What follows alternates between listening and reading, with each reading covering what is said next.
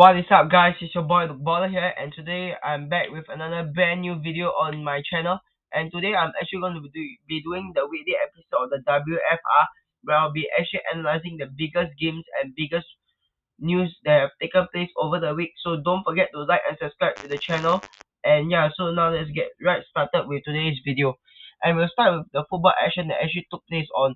Saturday in the Premier League, where we were treated to an amazing 2-2 draw between Crystal Palace and Manchester City.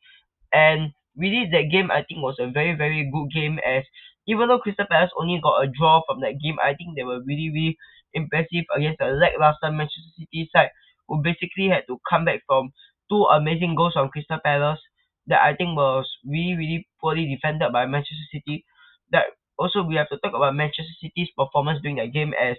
I think that now, ever since that game against Tottenham in the Carabao Cup, if I'm not wrong, they haven't been really dominating games like they used to in the past, where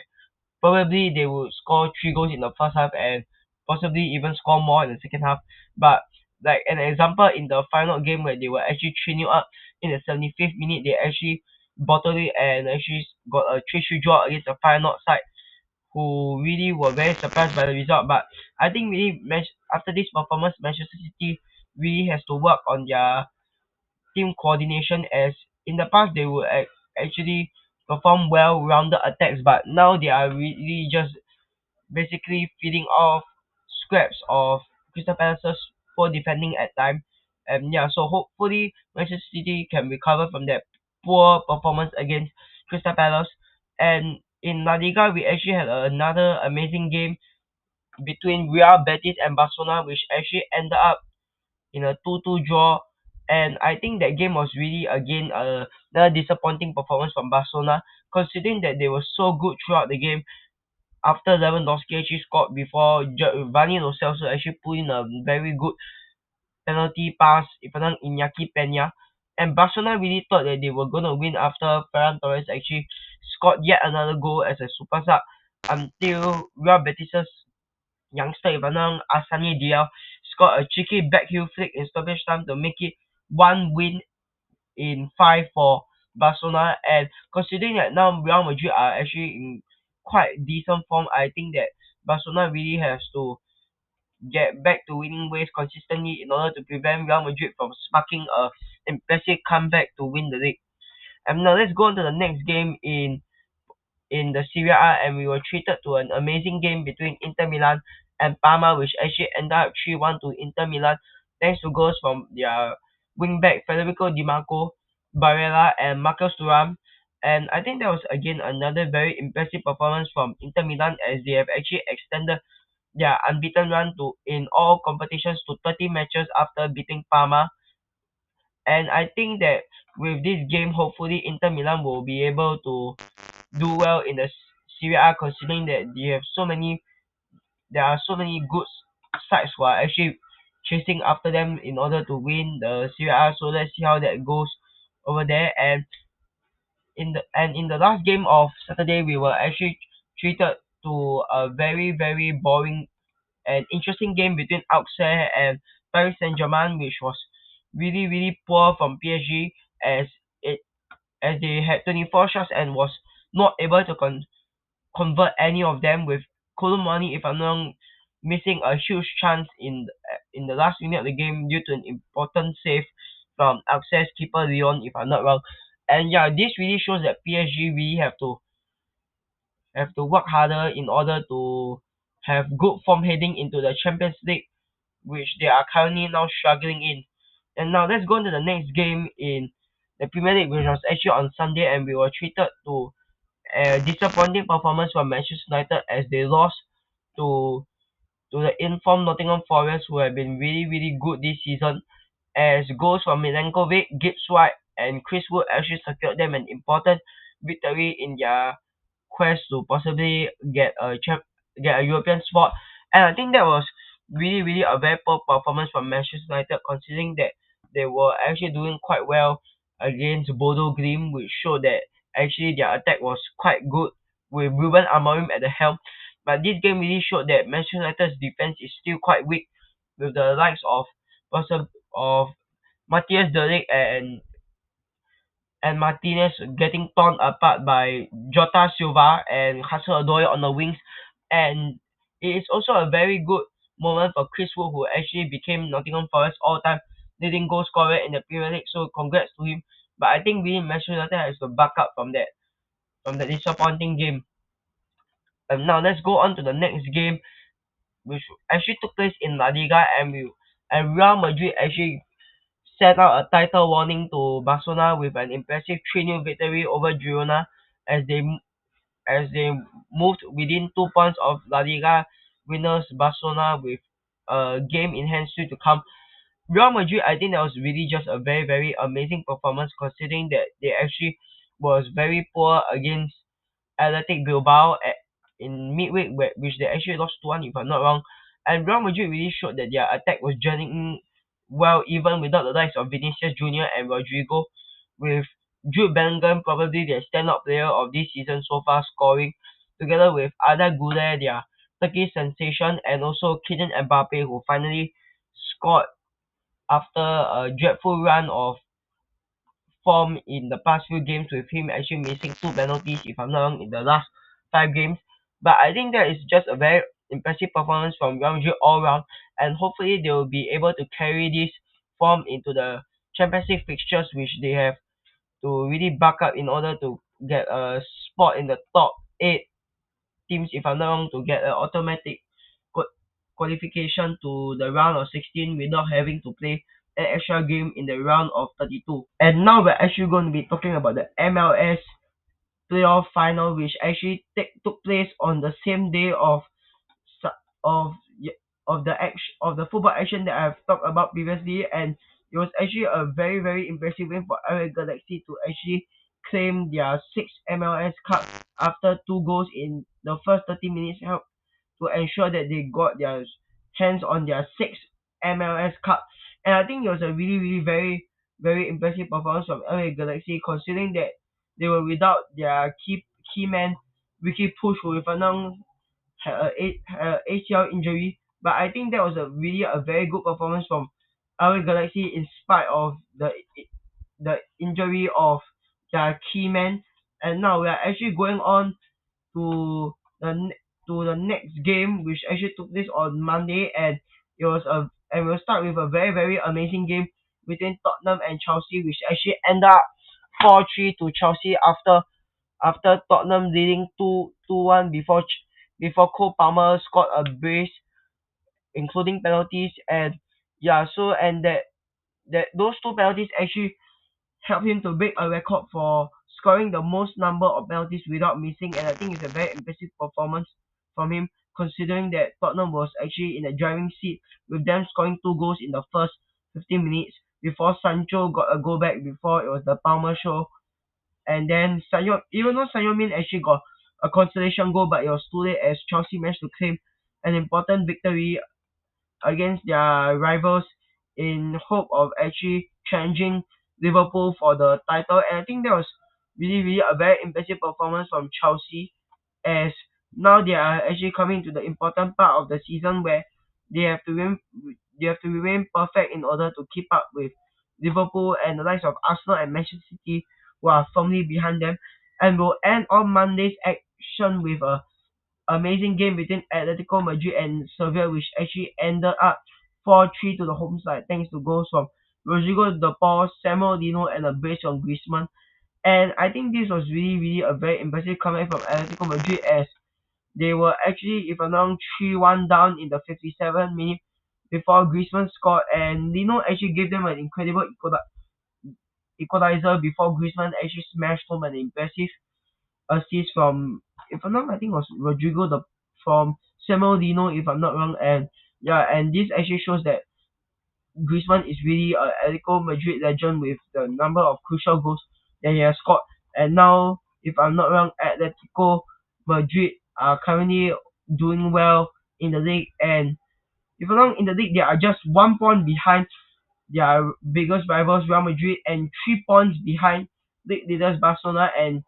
hopefully this could set up a incredible climax for this season's La Liga title race. And now we're actually going on to the Champions League action that took place on Wednesday morning, and we'll start with the game between Girona and Liverpool, which actually ended up 1-0 to the away side thanks to a brilliant goal from Mo Salah after Luis Diaz had been tripped by Donny van de Beek. And I think that is a very, very amazing performance from us, considering that we actually managed to win the game even though Girona were arguably the better side, with them conjuring up more attacks from their left flank, if I'm not wrong, with the likes of Gutierrez and Brian Hill. And I think Girona should have really won as they had so many chances. But I think we all have to thank our keeper Allison, who actually had a very brilliant performance after coming back from injury. And I think that performance hopefully will be able to secure us a place in the automatic qualification places, as currently we are now in the first position, if I'm not wrong, with us being 5 points ahead of Bayer Leverkusen, if I'm not wrong, in the second position. And if the results on Thursday morning go in our favor, we would be heading to a round of 16 automatically without having to play the playoff game. And lastly, we have to talk about Darwin Nunez, who really had a very stinky performance against Girona, as during that game he had three shots, didn't get a single goal assist. He only had a 50% pass accuracy, and yeah, I think overall he was quite terrible in the game. But luckily we managed to get the win, and yeah, so let's see how the action on Thursday morning goes. And now we're going on to the next game in Champions League, which will actually be Atalanta versus Real Madrid, which actually ended up 3-2 to the away side after a brilliant performance from Real Madrid's front three, Mbappe, Vinicius, and Bellingham, as they actually ended their two-game losing run in the Champions League with a fun victory over Atalanta, boosting their qualification hopes. As now, if I'm wrong, they are actually 18 in the table. Even though they have a lot to catch up, I think that was a very, very good performance from their front four, and hopefully they will be able to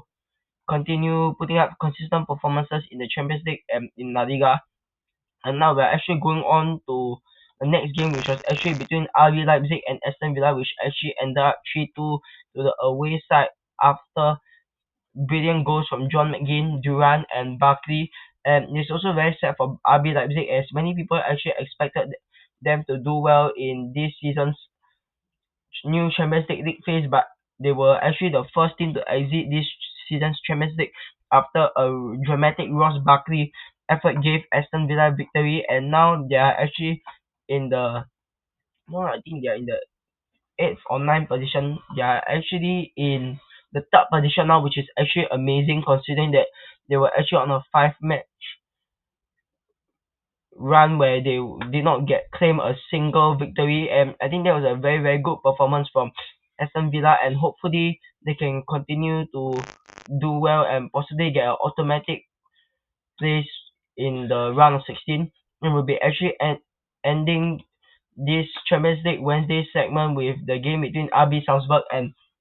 PSG, which actually ended up 3-0 to the away side thanks to goals from Gonzalo Ramos, Nuno Mendes, and Desiree Doué. And this performance, I think, was really much better than the performance that they had against Auxerre and against Nantes, where they were really just very poor. And hopefully PSG will be able to do well in the latter stages of this league phase, with Man City coming up in their next game, if I'm not wrong. And now we're actually going to be starting Thursday's football action with the game in the Champions League, which actually took place between Arsenal and Monaco, which actually ended up 3-0 to the host thanks to a brace from Saka and a brilliant goal from Kai Havertz, as Arsenal moved up to third in the Champions League table with a very, very brilliant performance against Monaco, who are also challenging for an automatic position in the Champions League, which would put them in the round of 16. And I think that was a really, really brilliant performance from Arsenal, as they really played much better than how they played against Fulham last weekend. And I hope that this performance will actually help to inspire Arsenal to better performances in the Premier League, with them lagging behind both Chelsea and Liverpool right now in the title race. So hopefully they will be able to do better after that result. And now we're going on to the second Champions League game that we have to talk about in this video, and we're going to be talking about the game between Borussia Dortmund and Barcelona, which actually ended up 3-2 to the away side after a brace from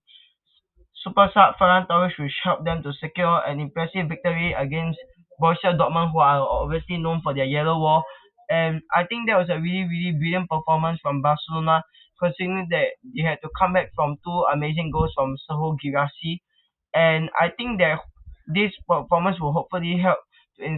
to motivate Barcelona for their upcoming games in the La Liga, which they have to compete with probably Atletico Madrid and Real Madrid for the coveted La Liga title, and will be ending this week's Champions League action with the game between Juventus and Manchester City, which actually ended up 2-0 to the home side thanks to goals from Vlahovic and McKennie in what people might say a one-sided clash, as Juventus really dominated Manchester City with, even though Manchester City were really dominating them with a 69% ball possession and 12 total shots. I think that really Juventus took their two big chances well. And yeah, and we also have to talk about Manchester City, who are really now in a big run of form, with them only winning one in their last 7 games if I'm not wrong. So tell me in the comments down below, what is your opinion about the Manchester City situation right now? And now we'll be actually talking about the games that have taken place in the Conference League and also in the Europa League. And we start in the Conference League, where Chelsea managed to beat FC Astana 3-1 in Kazakhstan to maintain their position at the top of the Conference League table, with their youngster Mark Guehi scoring an incredible brace, while their youngster Renato Vega also got on the score sheet to get Chelsea an important win in their hopes of getting automatic qualification to the round of 16 in the Conference League. As I think that was a very, very brilliant performance from Chelsea, as even though they were up against a poor Arsenal side, I think they were still quite very convincing, and they also played a lot of their youngsters with probably, I think, only Pedro Neto and probably just Pedro Neto, their only first team player that was playing. And I think in spite of that, I think it was just a very good performance from Chelsea. And we are now going on to the Europa League, where we had a game between Victoria Pleasant and Manchester United, which actually ended up 2-1 to the away side, thanks to an incredible brace from Rasmus Højlund after Andre Onana's blunder had gifted Victoria Pleasant the lead in the Europa League. So I think again this was a much better performance of Manchester United, as they were much better compared to their previous game, which if I'm not wrong was against Nottingham Forest, where they were just sluggish. But this game they really showed that their team was gelling well under Ruben Amorim, with Rasmus Højlund being the super sub, scoring 2 goals off the bench. And hopefully Manchester United will be able to carry their form into an important game against Manchester City, which could define the outcome of the title race. And now we're gonna end off the Europa League review with the game against Rangers and Tottenham Hotspur, which actually ended up 1-1 draw between them, as Tottenham was staring down the barrel of defeat against Rangers in the Europa League before Dejan Kulusevski scored a brilliant goal to keep Tottenham in the race for a top 8 position. And I think really Tottenham could have improved on a very poor performance against Rangers, as I think they really had the quality to win the game, and they missed quite a number of good chances. But with now Tottenham having quite a number of injuries, especially to Vicario in goal, I think that it is quite decent enough that they have managed to get a draw against Rangers. And so, guys, tell me in the comments down below what is your opinion about the results of those results. And so now on your screen right now are actually the top rated players that I've actually created using a ranking system, as I've actually scrapped the team of the week for WFR idea. And yeah, and I've also considered a team of the week. So guys, don't forget to tell me in the comments down below who you think was the best player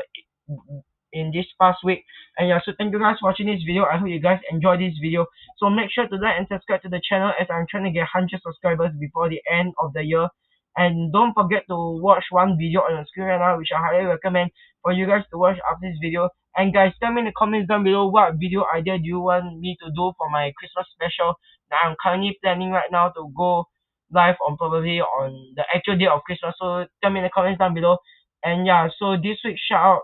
goes out to Ifan, and I'll see you guys in the next video. Adios amigos. Peace.